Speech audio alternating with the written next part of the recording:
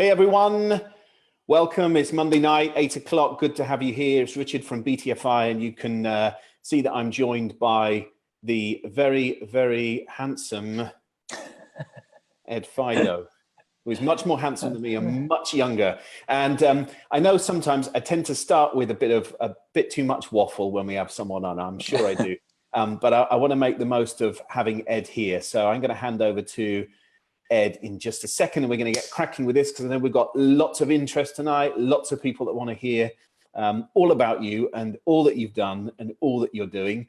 So, well, Ed will know this. Last week, National Teachers Appreciation Day, and certainly over on Facebook, we made the most of that to big up some teachers that we knew. Certainly for me, Mr. Lewis was my drama teacher, who I'm pretty sure that without him guiding my way and kicking my backside, I wouldn't have done some of the stuff that I did. So we talked about that a lot in the BTFI group. If you're watching this and you're not in the BTFI group, then come and join us. We'll pop the link below in the comments so you can track us down. It's a group of action takers, movers, shakers, thought leaders, all kinds of cool folks. So so come and hang out with us over there. Okay, so I'm going to, Ed Fidoe, hello. Hi. How are you, Richard? How are you? How's your day been? Pretty good, thank you. Yeah. How are you? I'm good. I'm good. Thank you very much. I'm not going to witter on about it too much, but we are in the final throes of packing before we go to Borneo tomorrow morning. Oh, so wow.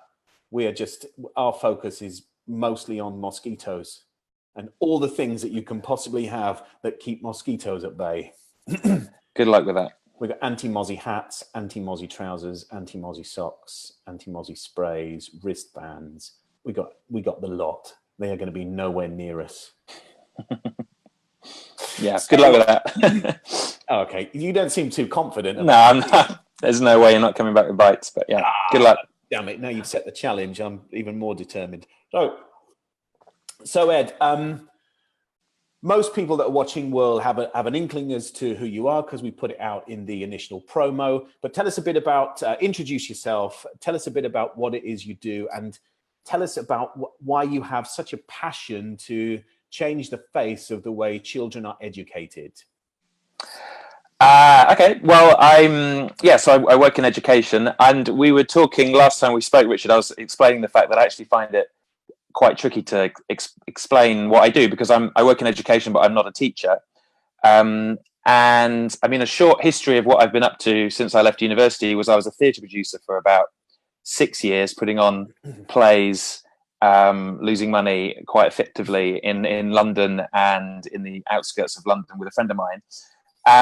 But I always wanted to start a school, and I think this is because I went to a small village school that was started by 2 retired teachers. It was in many ways lovely. I was there for 14 years, but it was quite narrowly focused on exams, and they got good exam results, and I got some good exam results there, which I'm very thankful for. But I think there was a feeling that you could have been doing so much more, and so I left both with the notion that you could start a school because that's what these two, this old couple had done. But that it would be quite different to the one I went to. So, but I thought it'd be something I did in retirement. And so I'm merrily doing my theatre production, and I actually thought, well, maybe I should bring this forward a bit. So I left to try and earn some money. So I went to work in the city. I worked at a consulting firm called McKinsey for about 4 years. And this was with a kind of 20-year plan to start a school. So make money, then maybe start a business, sell that, and then start a school. And in 2010, there was regulatory change. The free schools came in with the coalition government, which meant that kind of anybody could apply to start a school. So I quit as soon as that agreement was signed in 2010, and embarked on the journey to start School 21. And now, so I can talk more about School 21. Now I'm moving into higher education. My next plan is to start a university and open in 2020. And then I think the other thing to say alongside this is I think I share a kind of pretty general view, or certainly did, that education is stuck in some, pick your kind of point of the last 50 to 200 years and isn't really preparing people in the way that they need to be prepared. But having said that, my view on this is changing slightly, or my view of what the solution, the answer is, or what's required has changed pretty profoundly since I quit my job in 2010. And now, So now when people say, oh, well, you know, the schools aren't preparing people in the right way, I have a bit more of a kind of reaction against it, or I'm a bit more kind of, I hesitate before kind of jumping on board and going, yeah, no, you're totally right, because there's so much that we can't just throw out from the existing system. We've got to be careful before we throw out. So yeah, I think it's quite interesting how my journey on that has changed, basically, as I've learnt some stuff about the education system that I just didn't know before. So how long has School 21 been in existence now? So School 21 opened in 2012 with 150 students, 75 4-year-olds and 75 11-year-olds. And so but now those children are the 11-year-olds and are now into sixth form. So we've opened our sixth form. They took their GCSEs last year, and the 4-year-olds are no longer 4. We've got 1,000 students now, which is kind of bewildering. Yeah, it's pretty amazing. I'm curious about this leap from theatre production into McKinsey's into setting school, and so what was when did when was the flame lit for you to set up a school and do something actually that is trailblazing, right, in what you're doing, in terms of the approach and the ethos and the philosophy that underpins School 21? Where did that come from? It's hard to pin. I mean, the truth of it is I can't pin any specific moment. I could probably construct some moments as to why I wanted to start a school. But and actually, when I talk to friends, I realize it's further back than I thought it was.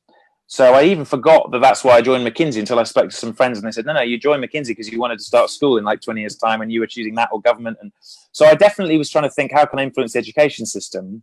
I mean, I remember going to university and thinking, well, maybe this will be a really eye-opening amazing educational experience, and it really wasn't.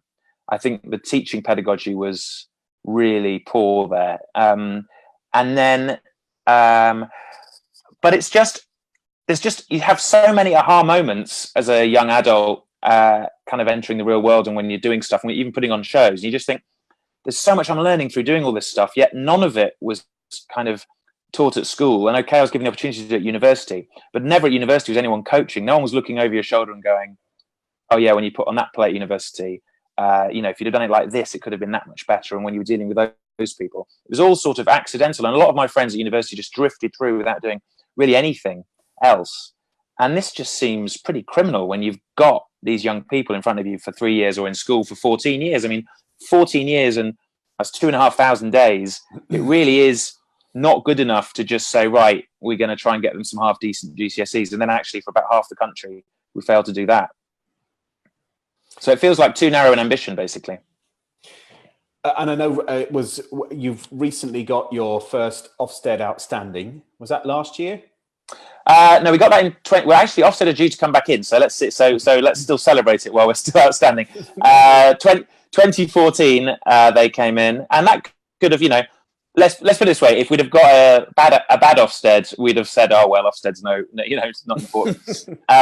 So we were all ready to go with that until we got outstanding, and now Ofsted really is, you know, absolutely the measure. So no, we got a wonderful Ofsted. They really got it. I think it took them a couple of days to get it. I think after the first day they were sort of thinking, what's going on here? But by the second day they realised that we were trying to teach beyond just academics, but we're trying to do that by layering it into all of the lessons, rather than having kind of discrete lessons on speaking skills or craftsmanship or grit.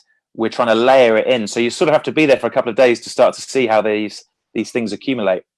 And then our GCSE results, again, which were not necessarily just optimizing for GCSE results, but we had, to me, surprisingly good GCSE results, considering when the exams were happening in summer last year.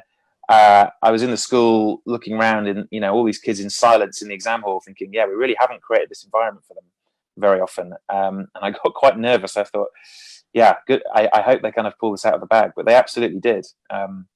So it seems to work in terms of academic preparation, which remains important, as well as developing these other attributes. So look, so I know we've got we had some questions that were going to guide us, and now I'm going to spring around all over the place. And as you started to talk about the inspectors, it took them a couple of days to get it. So yeah. describe to us. I mean, I've read your website, I've read about you, I've talked to other people about you and about School 21. But for those that know nothing, what is it? describe the ethos and the principles that sit behind the school. Well, so there's kind of two ways of doing that. One is to say specifically what we do, and so we have these 6 attributes, which I'll talk about. The second way to look at it, which kind of dawned on me when we were talking to the Department for Education. So about 2 weeks before we opened, you sort of sit this sort of verbal exam at the Department for Education, which I'm not sure if we'd have failed it, what would happen because the children were coming. But anyway, and they said to me, "What will you do? When will you stop innovating? When will you sort of, once you realise it's not working, when will you stop innovating?" I just kind of thought, what a peculiar way of thinking about the world. I mean, any top organisation, if things aren't working, it'll continue innovating, but in a slightly different way. And I think at that point, I thought, yeah, as long as we are always innovating in the right way, not in some sort of crazy way, in a way where we're measuring what's working, what's not working, being professional about it, even if we have sort of 3 or 4% of us in our DNA that is innovative, this school will be absolutely fine in the kind of long term. So that's about staff culture. So the single biggest thing we have different in the school that we do differently is that there's a staff culture which hasn't got change fatigue, quite the opposite. It has an energy around exploration and trying new things. So that's the single most important thing that's different. But if you say that to parents, they kind of go, yeah, but what do you teach? So in terms of the 6 attributes, the most important one is knowledge. I mean, you need to understand how the world works. And this is possibly one of the areas where I've shifted a bit as I've learned more, because I did start in 2010 thinking, well, you can Google everything. But that really isn't true. And this is partly because, you need a whole load of stuff in your long-term memory to be able to be creative. You can't hold a lot in your working memory. So if you're trying to kind of Google a load of information, it's very hard to then be creative with it. So you do need a lot of stuff. And we take for granted, particularly if we've had a good education, we take for granted how much has just been stored there over time. So that's the first thing we do. And then we also work on professionalism, which other schools do as well. The 4 that are different, speaking skills has the same status as reading and writing in the school. We have a focus on spark. And by that, we don't just mean kind of coming up with ideas, but making connections between subjects and asking powerful questions. So students are taught how to ask different kinds of questions, penetrating questions, clarifying questions, probing questions, and so on, provocative questions.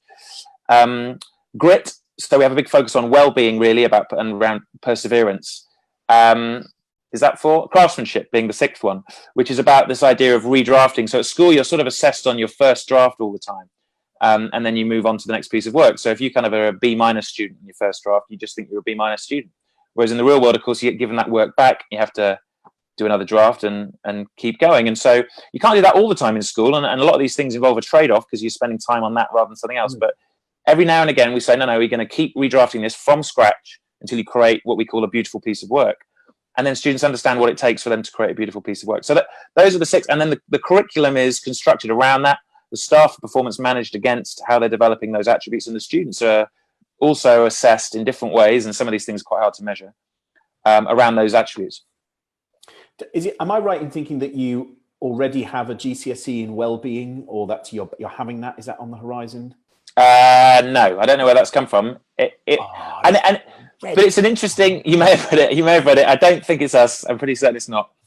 And I think it's tricky. I think well-being is tricky because we're thinking we don't know the answer on this one, whether it should be assessed or not, or how you assess it. Because well-being isn't a linear scale. You don't sort of just get better. Don't ratchet up on your well-being. It's about being able to, maybe it's about being able to cope in different contexts, challenging contexts, and recover and things like that. But your well-being may be way off 3 years in because you've had a really terrible year for whatever reason, but your ability to cope with it's better. But a well-being GCSE, I'm not sure. And these non-cognitive areas, there's a whole debate about whether they should be measured or not, and it's tricky. And of course, if you don't measure it, it tends not to be have a high status, and so that's the circularity. But it's tricky. And just tell me, how do you pick up? It's Mental Health Awareness Week this week, and there's stuff in the news today, BBC News, about the numbers of children that under the age of 11 that have been referred to mental health units has doubled in the last year or two. How do you, in School 21, manage picking that up, the filtering system for that, the support network, the educating them, really, so that they don't actually get to that stage, so there isn't a need for it? Yeah, well, first thing is to say it's quite hard, particularly in a school where there's a lot of stuff to focus on. We create 2 hours a week in secondary school, we create 2 hours a week of what we call coaching time. And what we're trying to do within that, I think you've got to look at your context of where your school is, and you might have different needs depending on your context. So in Stratford, in East London, it's an incredibly ethnically diverse part of the country. In fact, it's the most ethnically diverse part of the country. And most of the students' parents were not born here.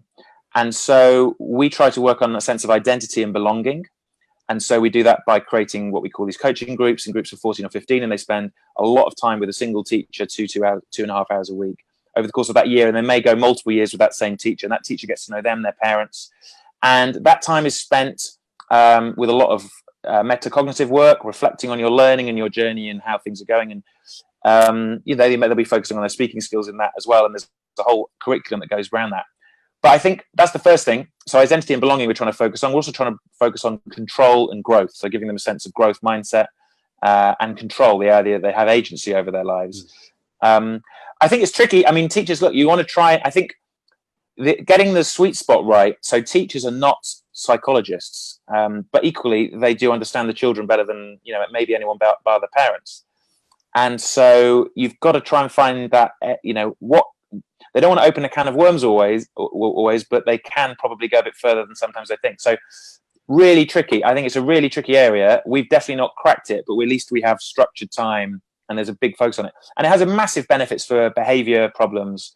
So I think we have far fewer behavioral problems because we've put a big focus on this. What would I see, hear, feel if I was to walk through the corridors of School 21 and walk into the classrooms? What would I be overwhelmed? Well, I think the first thing you'd think was most different to other schools is you see the student work everywhere. So you'd walk in and you'd be bombarded with the output of some of the projects that the students have worked on.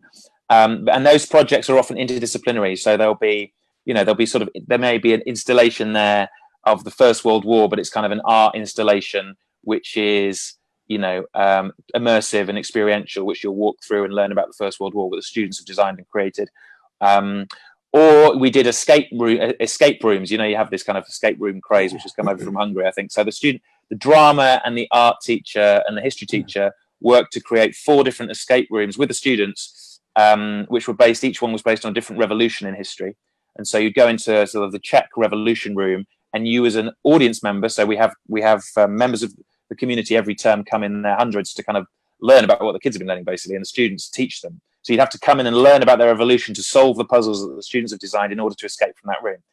And the students are in there in character, educating so it's really cool. So that is genuinely different. You'd see a bunch of stuff that would look and feel broadly similar to a normal school, but you'd probably see more. You'd be struck by the oracy, as we call it. So there's a lot more speaking that's happening on the student side.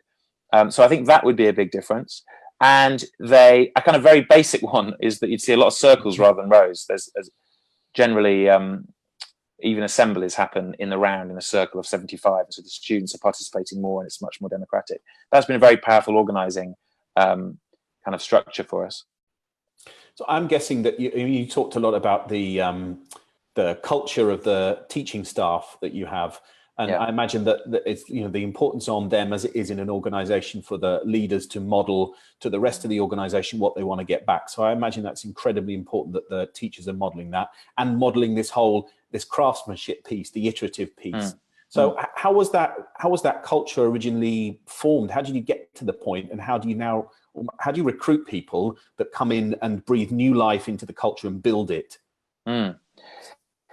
Yeah, they're big questions. So, and they're 2 quite different questions, I think. So now that we are a staff of 110, that scale, though not massive, is an entirely different organizational scale, and you need to organize in a totally different way than we did when we were 20 staff on day one, 12 in primary and 10 in secondary, whatever it was. So that's tricky.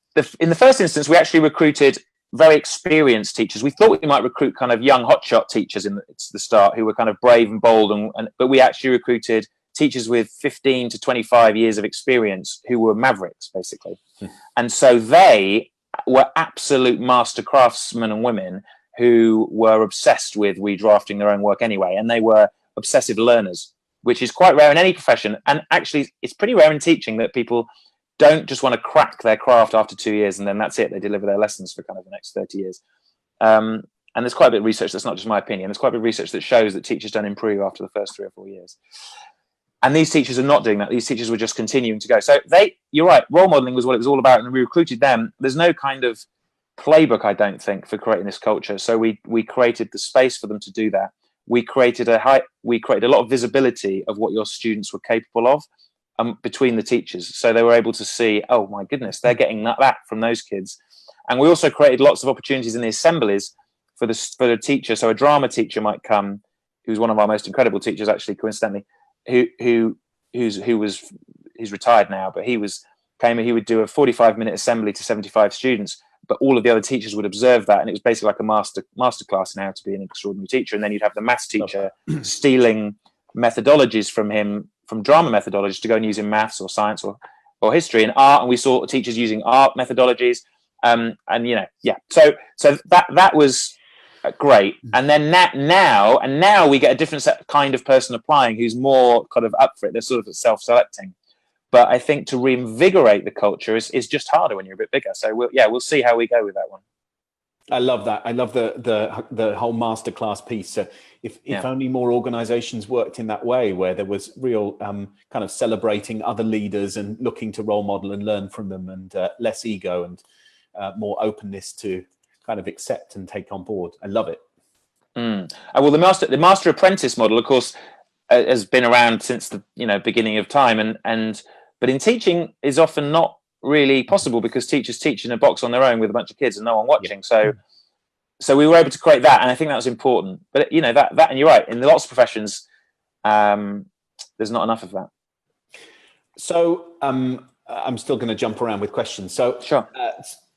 So we've got one School 21 at the moment, and I know again there'll be people that have spoken to me in the last few days going, oh yeah, I'm definitely going to tune in and listen to Ed because I want to hear about what I can be doing to help my own kids learn better and differently. And are we going to have more School 21s? Is the School 21 philosophy and ethos going to be adopted by more schools organically? What's going to happen? What are we going to look like in 10 years' time?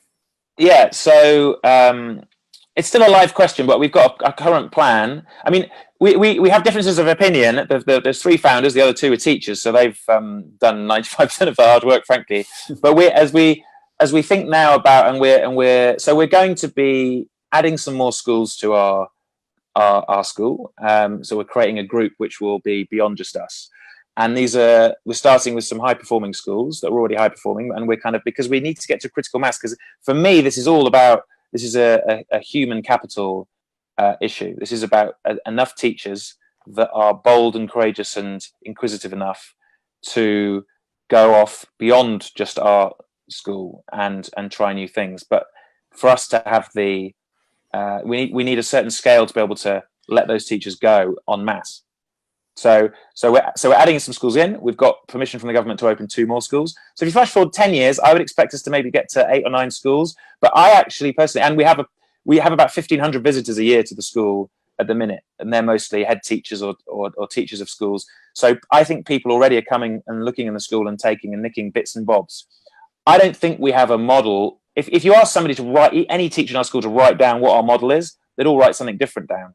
So there's no formula that you can just now go and write. You can't franchise this. I think this is about teachers coming, kind of seeing that you can do things differently culturally, and then saying, well, if I went and did this, I would take 30-40% of what School 21 is doing and fill the rest with other stuff. And that, I'd love to see that. And because context is really important, I'd do something very different if it was in a seaside town or town up north in a kind of post-industrial challenges. That's not that, we don't have those problems here in London. We've got very different kinds of challenges. So there's no cookie cutter here, but I think it's about trying to combine high standards and expectations with being more ambitious than just focusing on a narrow set of academics.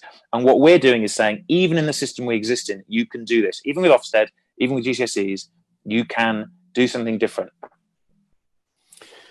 I love this. I could keep talking for hours. I know we've got a few more questions and we're going to go with those. Folks, if you want to be asking questions of Ed, fire them into the comments and we'll put them to him to either pick up during this or after.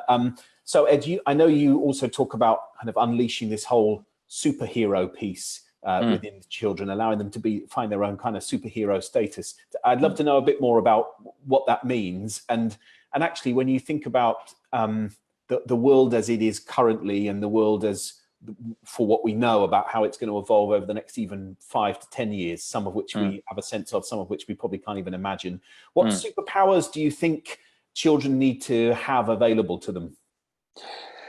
Well, I mean, so my take on this is that I think it's slightly, like you say, we don't really know what we're going to need in terms of what's going to be new in the next 10, 15, 20 years. It's hard to predict. So how we look at this in the school is those attributes which I described to you, like craftsmanship and speaking skills, and being able to make connections between subjects, being able to create work of value, which is, at school, you don't tend to create work of value. You create kind of a set of revision materials for yourself. You don't really create work of value for another person. And you don't ever work with somebody else to create work of value. It's all about you working on your own. And in fact, usually it's about you succeeding better relative to somebody else. So these things are things if you can learn them. So creating work of value, speaking powerfully in different contexts, these have been useful since, for the last 10,000 years. So the chances are we're making a bet that in the next 10 years, they'll still be useful, which I think is a reasonably safe bet. Of course, there will be some new skills that come along that would have been useful to know right now. But I for one, am not trying to predict that. So what we say now, having said that, schools are still really poor at developing those skills I've just described, which we know have been useful for thousands of years and will probably be useful for another 10. So we're trying to focus on those things. I think there's an interesting discussion around coding. Should we teach coding? I happen to be on the side of the debate, which is that I think robots will be really good at coding really fast. And even now software is writing software. So I think throwing all of your kind of bets in on learning how to code might actually be quite risky.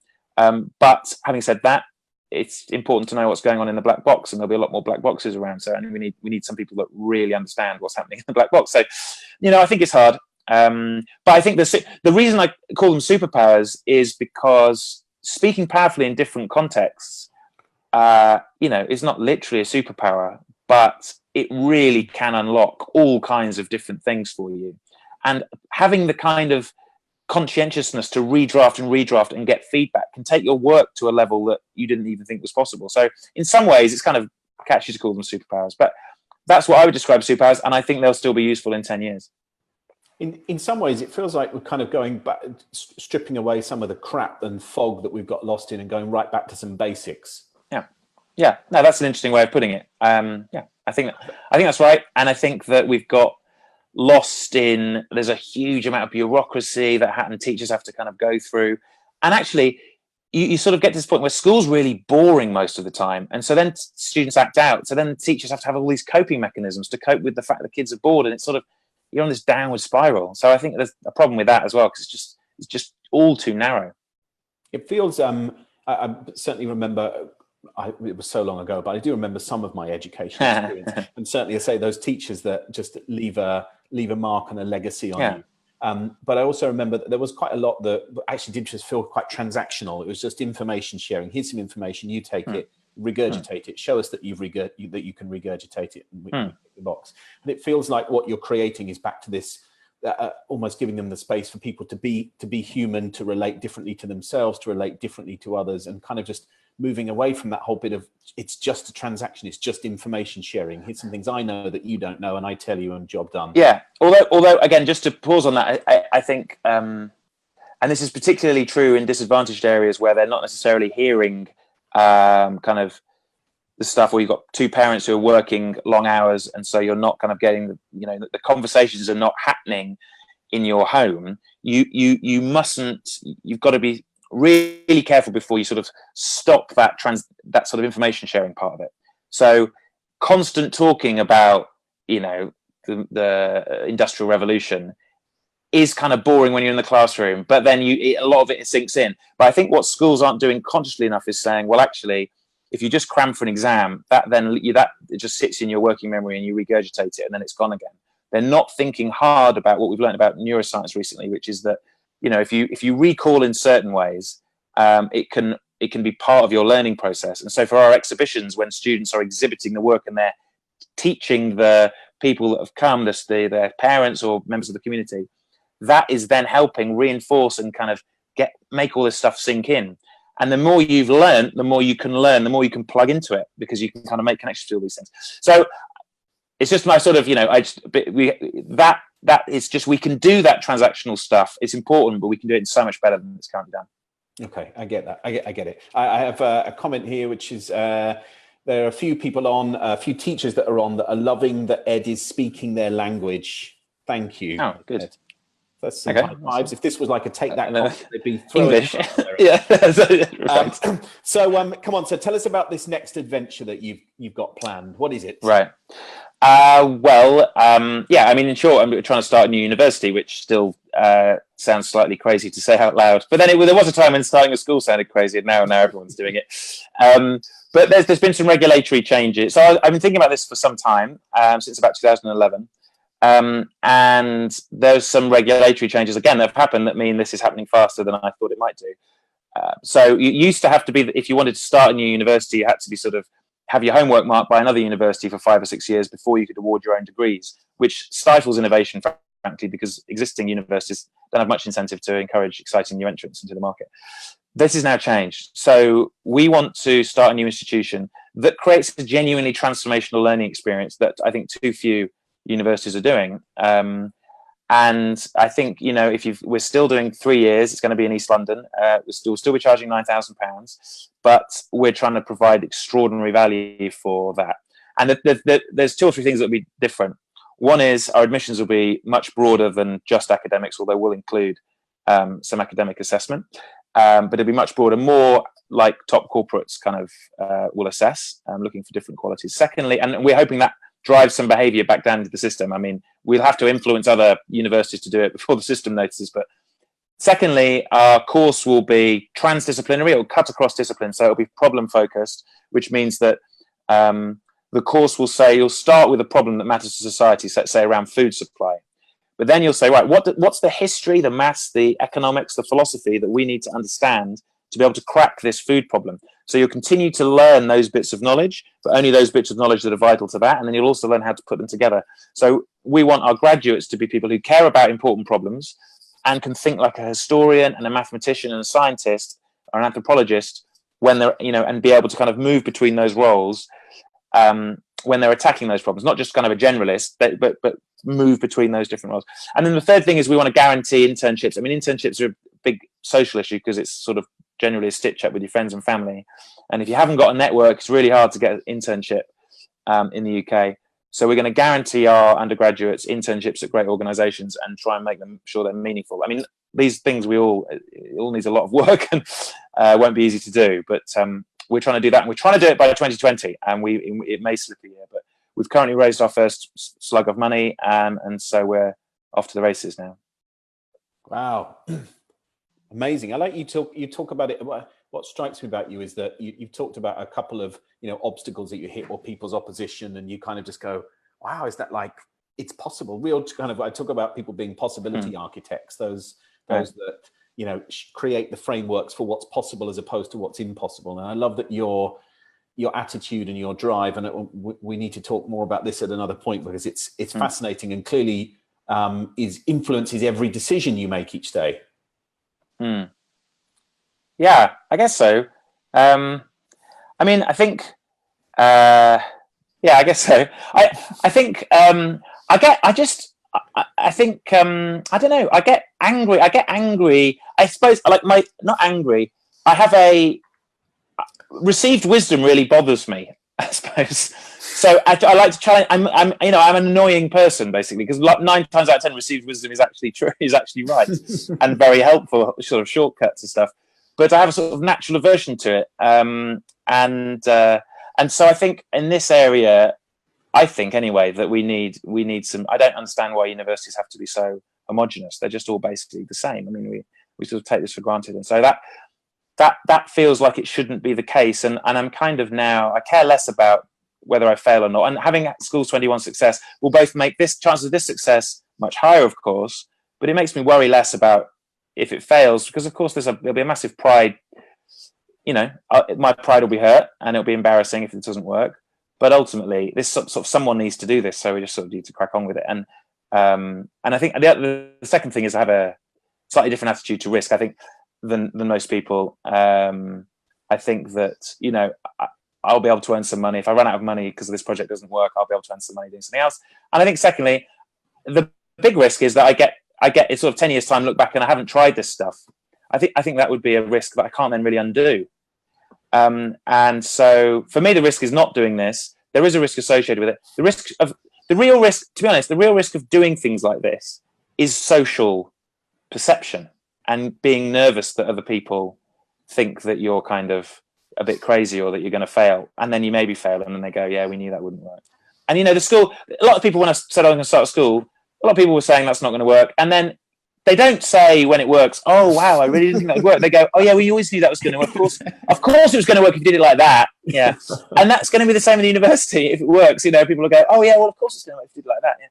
Yeah. Which is sort of frustrating. But you've got to kind of move past that. But I think that's a big block for people when they're trying this sort of stuff. And what kind of reactions are you getting at the moment from government agencies, from higher education groups, from other universities?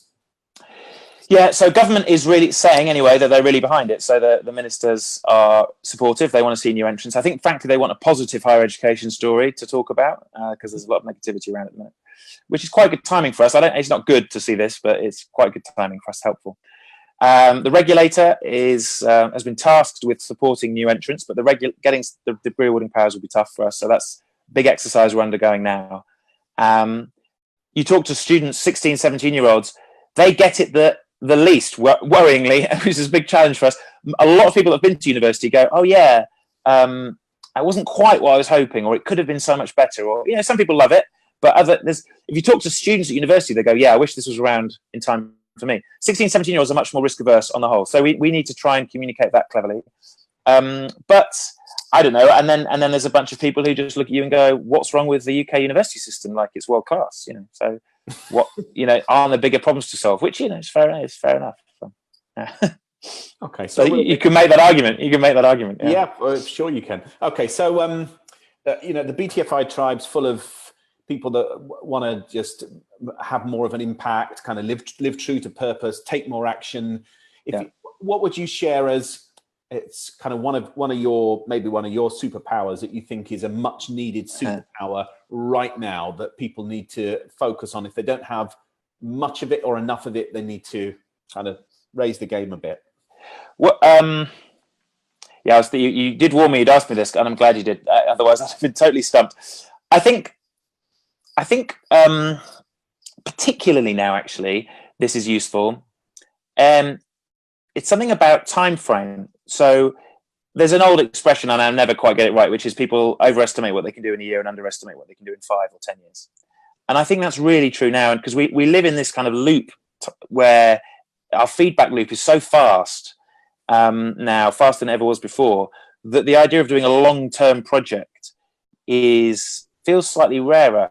And so there'll have been, in the last 10 years, I've been spending a lot of time talking about starting a school and then talking about starting a university. In fact, my friends have been like, when are you going to stop talking about this and start doing it? But these things do take time. But then when you get to the end of sort of 10-year period, I mean, it's quite possible in a 10-year period, I'll have started a school and a university, and that'll seem, I'll feel pretty happy about that. But there's a lot of time when in the last 7 or 8 years where I felt like I haven't been moving forward at all for sort of months. But I've got this long-term goal, which I feel like if I do this year, I'll be in a slightly better position to do that next year. And then in 5 years, I might be able to open a university. And this is just this type of time frame I don't see as being that common. People sort of feel, well, I kind of want to get this cracked in the next 3 to 6 months. And you think, well, fine, but I think don't be afraid of the longer time frame. Does that make sense? Yeah, it does. I think we're in a culture at the moment where we're almost pushed to do everything right now or yesterday and fast. And I think that bit about the being prepared to just slow up and I think is important, but I think it goes against certainly a lot of what organizations currently push within their culture. And I think so. For me, there's been a lot of, I've been very consciously sort of had a 10-year goal to start university from about 2011. And which meant that I started to work. I was advising schools, and I switched to start advising universities. But this was about 3 years ago. So these were sort of strategic moves, which were slow, but they accumulate. I mean, if you think kind of hundreds of years ago, we were building cathedrals, which were 100-year projects. Most people that started them weren't alive to see them finished. There's very few of those kinds of projects around anymore. So there is a sort of a psyche that's shifted a bit. But I think, we're not building cathedrals, but it's sort of a bit more of that mindset, I think, has helped me. Okay, I'm mindful of time, so Sure, I'm going to start to pull it to a close a bit. So how can anyone that's watching this, either live or on record, help you? What can we do to support you? What do you need most? What resources, time, energy, input? So, I mean, right now, for me on the university side of things, I think it's probably, there's not a lot that people can do because we've got some very specific things. We want to try and develop a brand to try and start testing with 16, 17-year-olds, and we need to get our regulatory approval. And unless you happen to know a lot about how to do those two things, and if you do, please get in touch. Someone they might, yeah. So then please get in touch. But I think on the school side of things, or education more broadly, just spread the word about School 21. Come and visit School 21. We have a lot of visitors, and I think, that's kind of it. And actually, it's slightly, if you know any young teachers that maybe want to go and start their own school one day, then encourage them to look at us and maybe somewhere to come for 2 or 3 years to kind of learn and observe and steal some ideas and then go off. That would be fantastic. Okay, brilliant. I think we'll put like a little BTFI coach tour on to School 21. One, whether anyone wants to come with me or not, I for one would love to come and have a look around and meet some of the teachers and meet some of the kids. And I'm really fascinated because I adore what you're doing, and I think it's much needed. So I'd love to do that. Oh, thank you. Yeah, it would be great to have you. And if people do want to check in with you and make contact with you, because I know you're not a big social media aficionado, are you? How can they track you down? I'm not very good at it at all. I'm a kind of, I feels a bit old-fashioned, but LinkedIn's the only way actually, because I'm not on Facebook or Twitter. So LinkedIn or email me at I don't mind sharing my email at efido@school21.org.uk. Drop me an email if you want to come and visit the school or ask a question about education. I'm quite responsive to emails. Brilliant. I'm hugely grateful for you giving 45 minutes of your evening. I think as I say, I love what you're doing with School 21, and I'm really excited for you about the university. I'm just thinking, it's 13 now, so you won't be at university for another 5 years or so. So we might be ready. Yeah. If you can be ready, that's really great. Yeah, maybe. Yeah. Well, let's see. Fingers crossed. All right. Look, it's really great to have you here, folks. Thank you. It's been great. On, repeat, then you can still post questions and comments, and you can either contact Ed directly or we'll send them over to Ed. Ed, thank you very much. We will speak again soon, and I'm really grateful for you giving the time tonight. Thank you very much. It's been fun. Thanks a lot. Everyone else, have a brilliant couple of weeks. I say we're off to Borneo. We'll be back in 2 weeks with no mosquito bites, despite Ed's view of that. So we'll see you on Monday in 2 weeks' time. Look after yourselves. Big love to you all. Thank you very much. Have a good night. Yes, thank you. See you. Thanks, Ed. Bye. Bye.